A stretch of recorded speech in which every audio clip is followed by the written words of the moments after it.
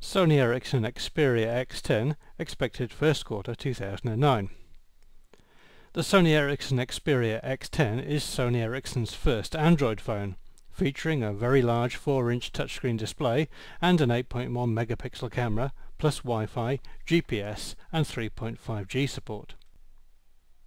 Unlike Motorola's recent announcements, the XPERIA X10 is running Android 1.6 instead of Android 2.0.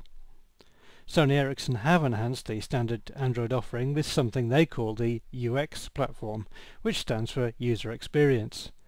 This adds some quite ghastly named features called Timescape and Mediascape to organise communications and multimedia files in a seamless way. Sony Ericsson say that UX will evolve and add new features as it goes along.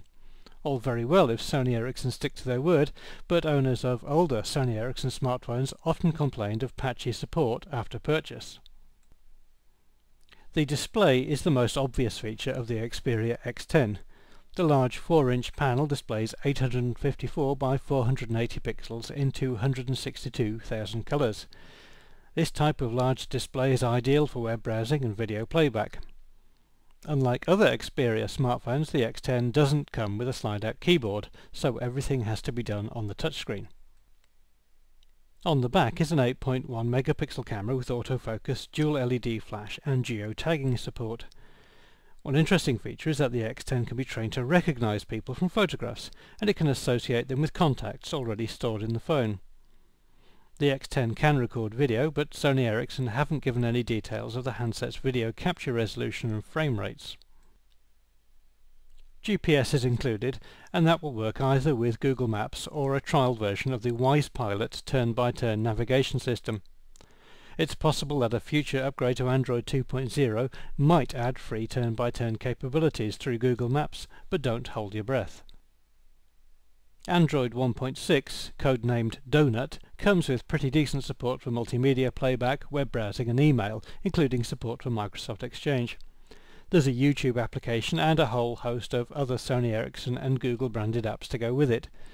New applications can be downloaded from the Android market or from Sony Ericsson's Play Now service. Inside the XPERIA X10 is a 1 GHz Snapdragon processor, making this one of the fastest handsets of its class. Additionally, there's 1 GB of internal memory plus an 8 GB microSD card in the standard sales package.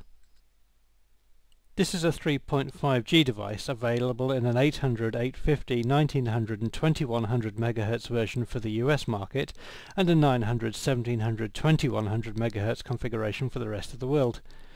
HSPA high-speed downloads and uploads are supported, plus Wi-Fi and quad-band GSM.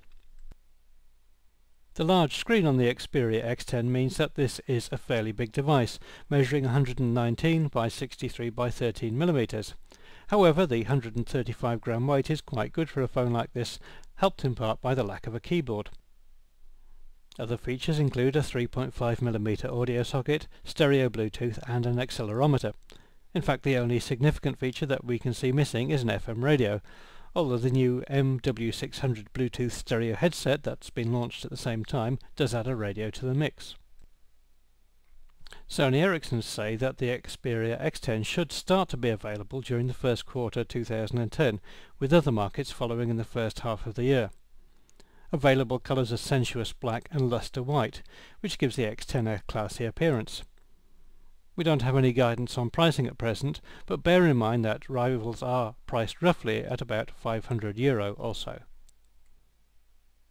The XPERIA X10 is a very useful addition to Sony Ericsson's range, which has recently been a bit short of smartphones.